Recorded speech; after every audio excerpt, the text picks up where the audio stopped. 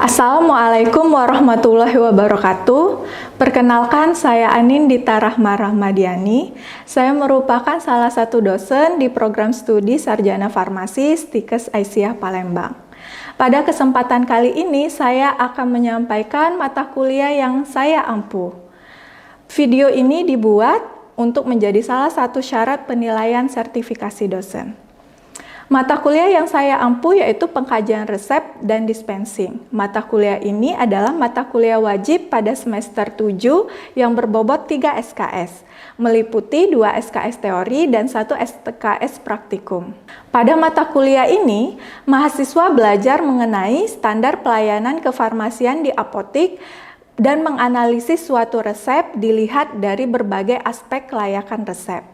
Mengerjakan tahapan penyiapan obat sampai penyerahan obat. Capaian lulusan meliputi menjunjung tinggi nilai kemanusiaan dalam menjalankan tugas berdasarkan agama, moral, dan etika, menguasai teori dan konsep pelayanan kefarmasian yaitu pengelolaan dan pelayanan farmasi klinis, mengambil keputusan secara tepat dalam konteks penyelesaian masalah di bidang farmasi berdasarkan hasil analisis informasi dan data, serta dapat melakukan pelayanan kefarmasian yaitu pengelolaan dan pelayanan farmasi klinis sesuai dengan ketentuan perundang-undangan dan kode etik yang berlaku. Capaian pembelajaran mata kuliah ini meliputi mahasiswa mampu menganalisis dasar-dasar pelayanan kefarmasian di apotik sesuai dengan peraturan perundang-undangan dan kode etik. Mahasiswa mampu mengevaluasi permasalahan yang berkaitan dengan terapi pada pasien berdasarkan ilmu farmasi. Mahasiswa mampu memberi pertimbangan pada terapi pasien sesuai dengan ketentuan perundang-undangan dan kode etik yang berlaku. Dan yang terakhir, mahasiswa mampu melakukan pelayanan resep sesuai prosedur. Sistem pembelajaran yang saya gunakan meliputi DIA, Delivery, Interactive, and Assessment. Delivery merupakan suatu proses bagaimana materi pembelajaran disampaikan di kelas. Mata kuliah ini terdiri dari 4 CPL dan 4 CPMK yang diturunkan menjadi 13 sub CPMK yang terbagi dalam 14 pertemuan. Yang kedua yaitu interaktif, yaitu bagaimana interaksi antara mahasiswa dan dosen di dalam kelas untuk membangun kelas tersebut. Mata kuliah ini dapat dilaksanakan secara daring dan luring.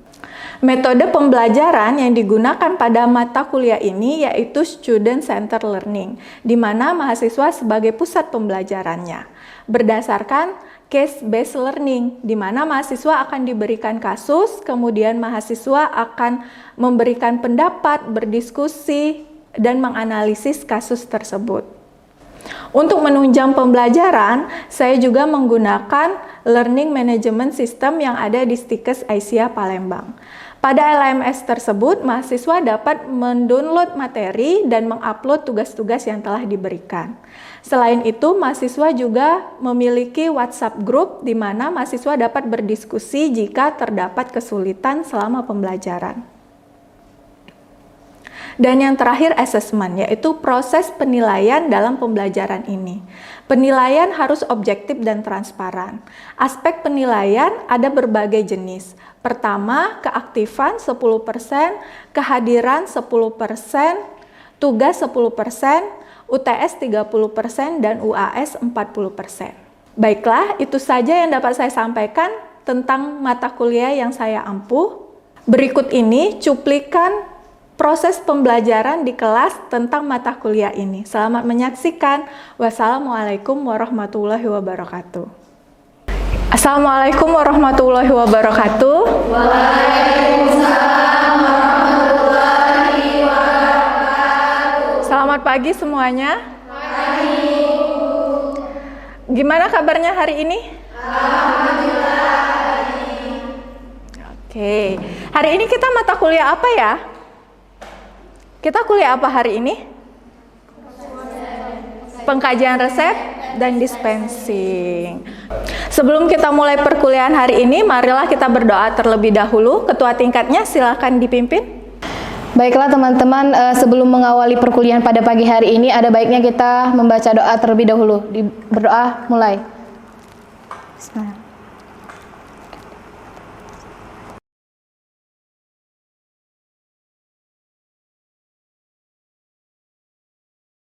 Berdoa selesai. Oke. Hari ini kita akan kuliah tentang apa? Udah ada yang download materinya di LMS? Sudah. Kuliah tentang apa hari ini? Swamedikasi. Oke, materi tentang swamedikasi. Sebelum kita masuk materi hari ini, saya mau recall materi dulu. Saya mau cek dulu. Kalian masih ingat nggak minggu lalu kita belajar tentang apa? Winda, kita belajar tentang apa minggu lalu? Pengkajian resep pada pasien COVID-19. Oke, pengkajian resep pada pasien-pasien COVID-19. Ada yang tahu COVID-19 itu apa? Oke, Nadia, apa COVID-19? COVID merupakan penyakit menular yang disebabkan oleh sindrom pernapasan akut, SARS-CoV-2 atau coronavirus 2. Iya, jadi beberapa tahun terakhir ini COVID-19 itu lagi booming-boomingnya. Di tahun ini pun sampai awal tahun masih banyak yang sakit COVID-19 dan Kemenkes pun sudah mengeluarkan panduannya.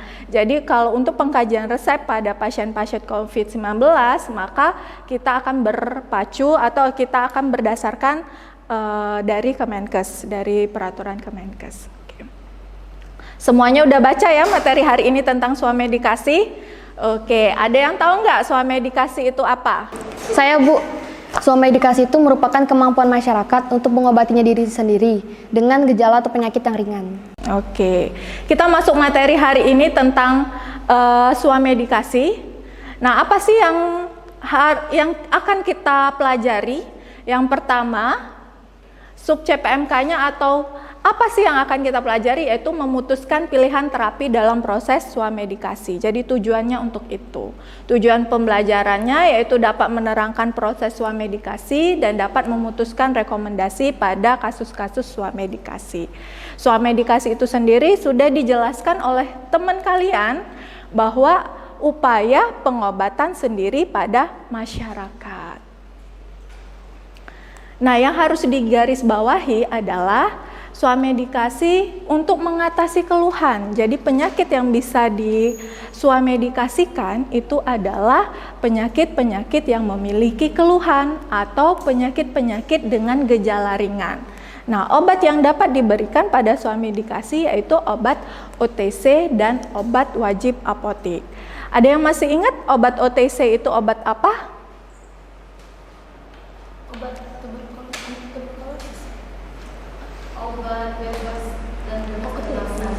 Obat bebas dan bebas terbatas. Obat wajib apotik, ada yang tahu? Apa itu obat wajib apotik? Ya sih?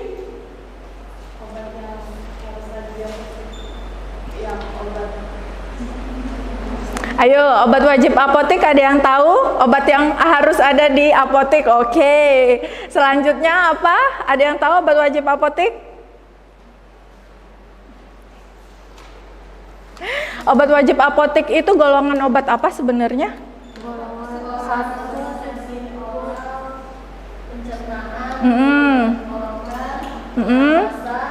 Nyeri, alergi, parasit, kulit tropikal. Oke, itu termasuk golongan obat-obat apa?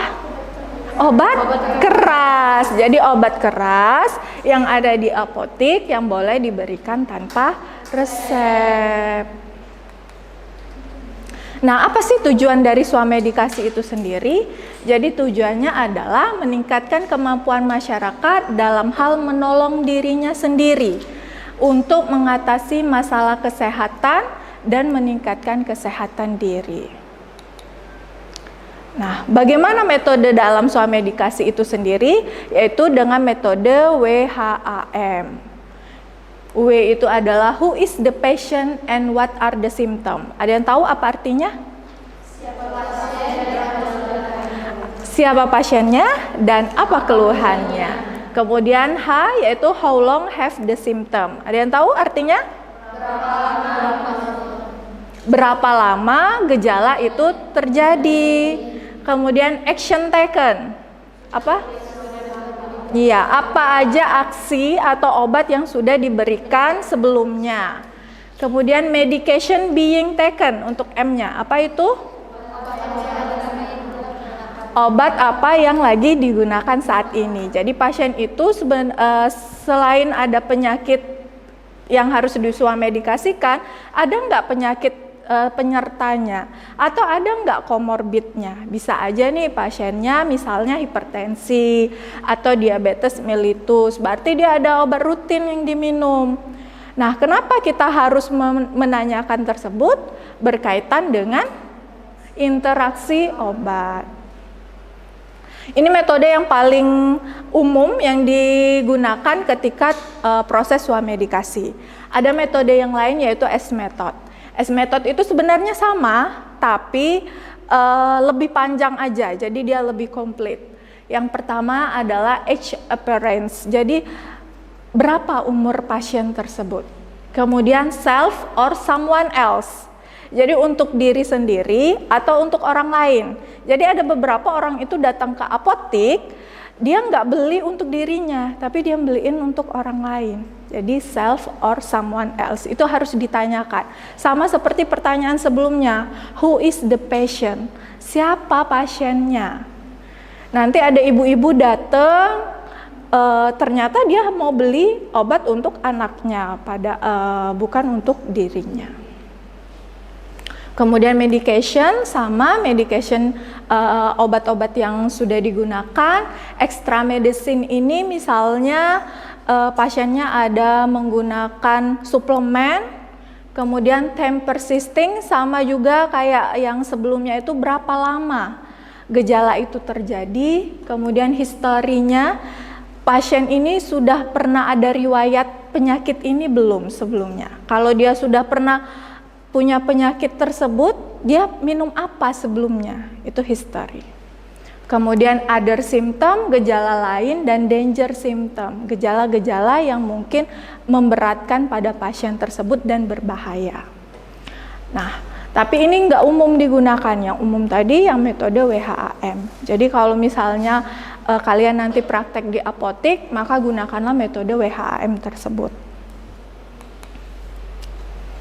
Nah, apa saja sih penyakit-penyakit yang bisa digunakan untuk swamedikasi? Yang pertama pasti adalah penyakit-penyakit ringan dan penyakit-penyakit yang memiliki gejala. Apa saja itu?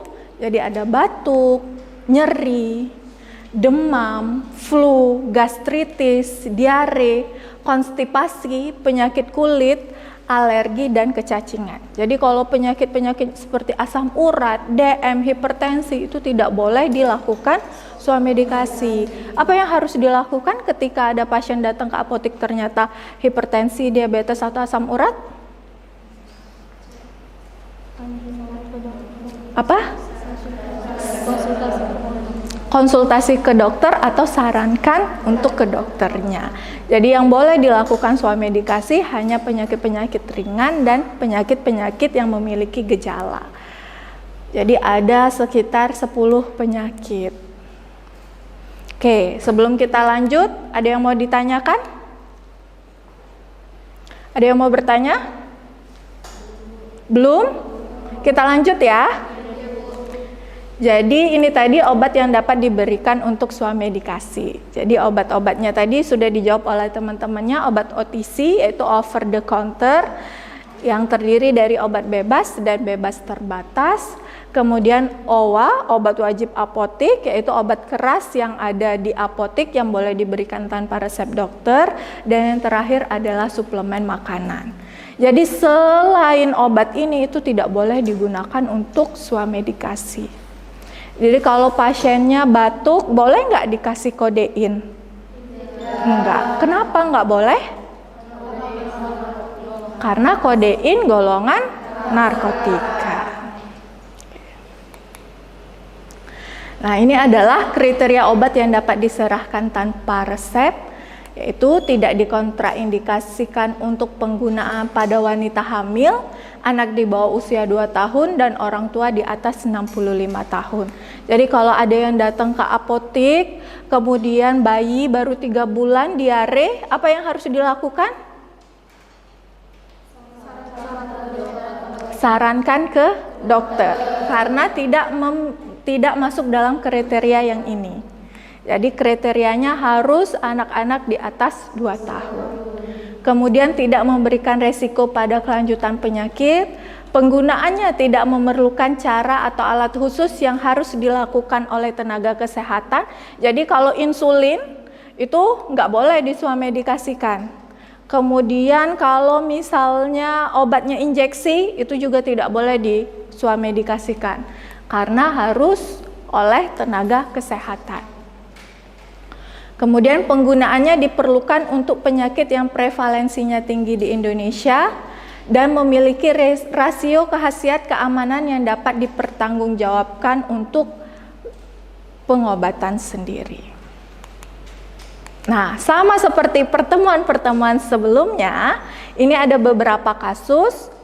Kalian boleh lihat dulu kasusnya, boleh berdiskusi dan mencari referensinya. Nanti sekitar setengah jam lagi kita akan mulai berdiskusi tentang kasus ini. Jadi ada 3 kasus. Kasus 1 yaitu seorang bapak berumur 45 tahun datang ke apotek dengan keluhan gejala flu dan batuk yang sudah dialami 1 hari yang lalu. Pekerjaan beliau adalah supir angkot dan menderita penyakit hipertensi sejak setahun yang lalu. Berikanlah rekomendasinya. Kemudian kalau kasus kedua yaitu seorang ibu datang ke apotek membawa anaknya yang berumur 1 tahun sedang mengalami diare selama 3 hari. Anak tersebut sudah BAB sebanyak 5 kali. Ibu tersebut telah memberikan larutan air garam gula. Ibu ingin membeli obat untuk anaknya. Apakah obat yang direkomendasikan? Dan yang terakhir kasus ketiga yaitu seorang mahasiswa 20 tahun datang ke apotek dengan keluhan nyeri lambung, mulutnya asam dan mual. Mahasiswa tersebut sedang menjalani UAS. Ini kayak kalian ya, kalau UAS biasanya stres, gejala nyeri lambung. Nah, kira-kira kalau itu datang ke apotek, apa rekomendasi obat yang akan kalian berikan? Caranya sama, anamnesa dulu dengan metode WHAM, kemudian obat yang diberikan beserta kandungannya, dosis dan harga. Yang terakhir yaitu terapi non farmakologisnya. Saya kasih waktu 30 menit untuk berdiskusi dan mencari jawabannya. Nanti kita diskusi bareng-bareng setelah ini. Silahkan.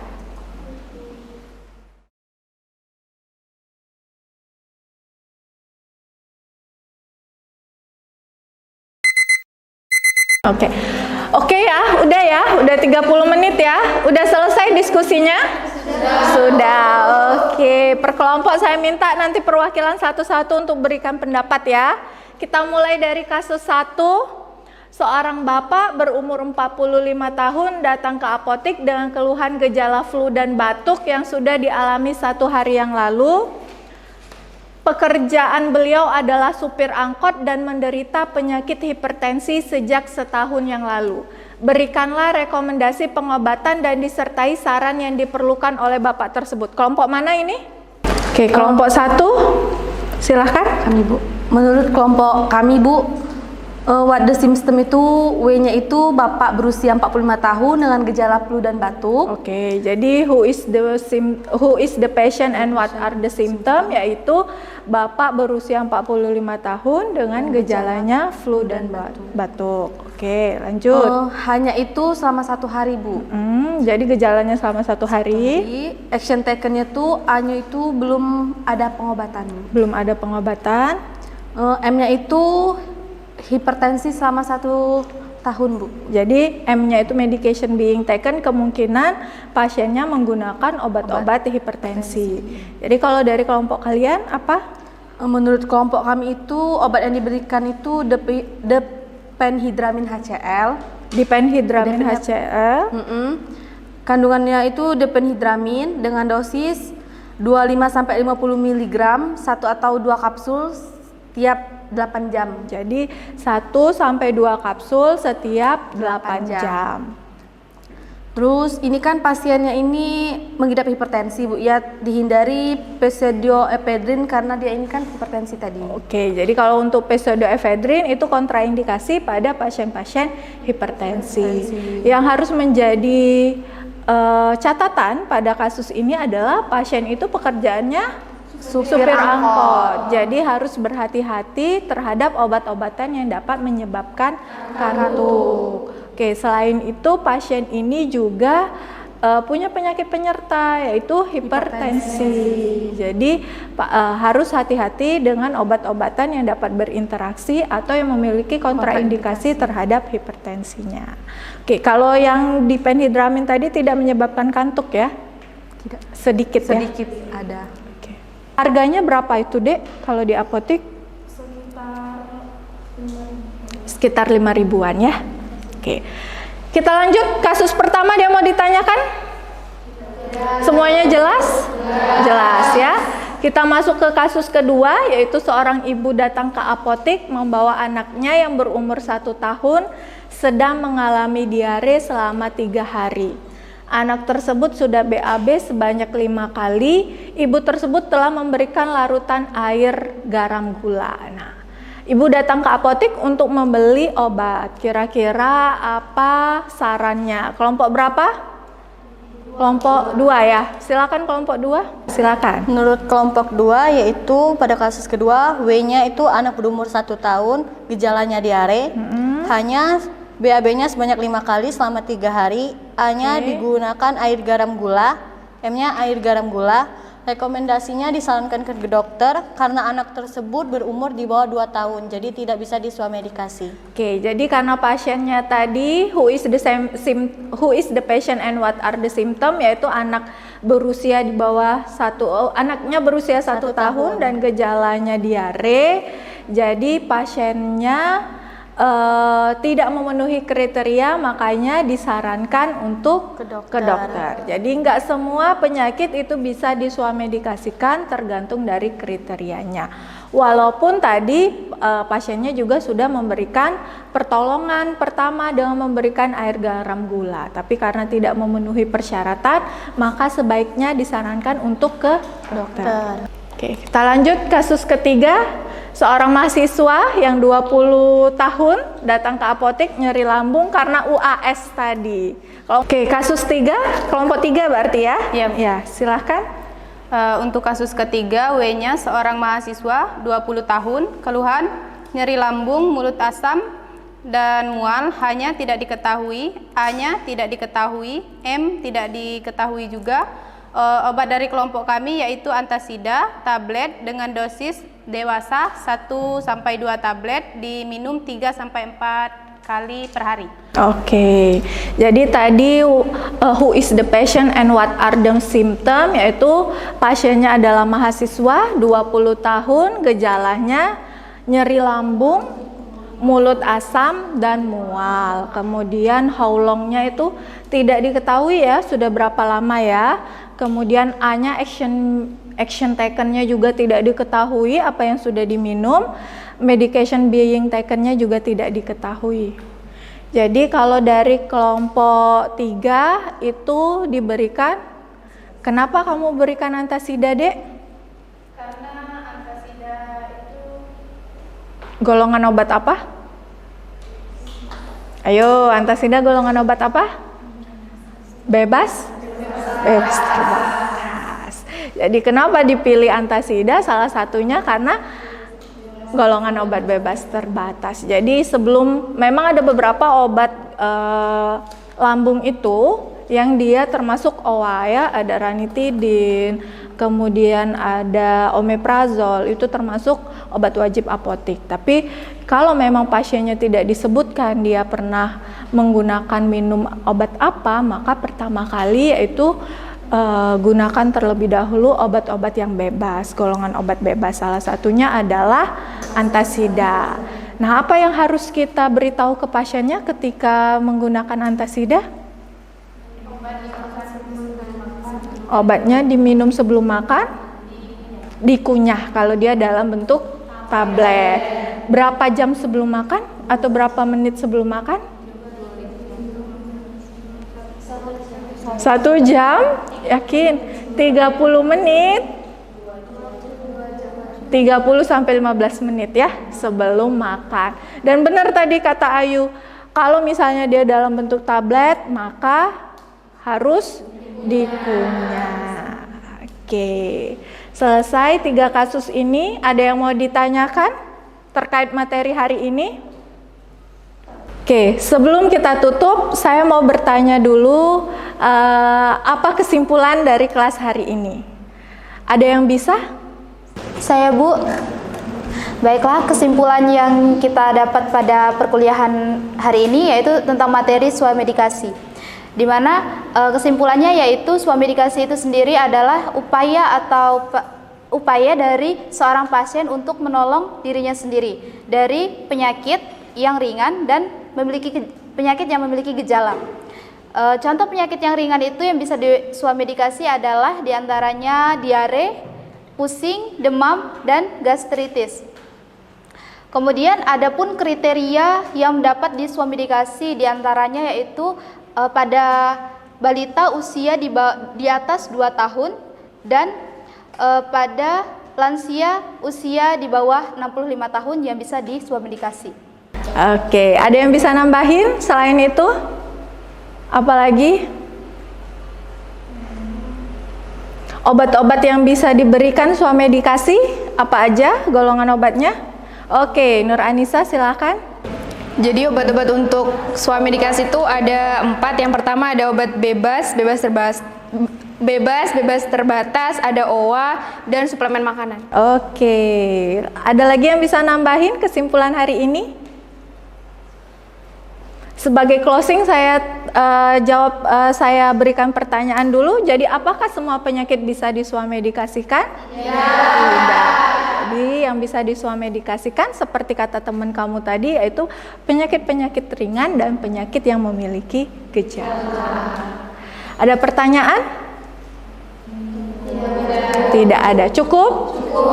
Oke, kalau cukup, sebelum kita tutup, sama seperti pertemuan-pertemuan sebelumnya, ini adalah tugas untuk pertemuan selanjutnya, pertemuan terakhir ya, yaitu tentang swamedikasi pada alat-alat kontrasepsi dan alat kesehatan di apotek.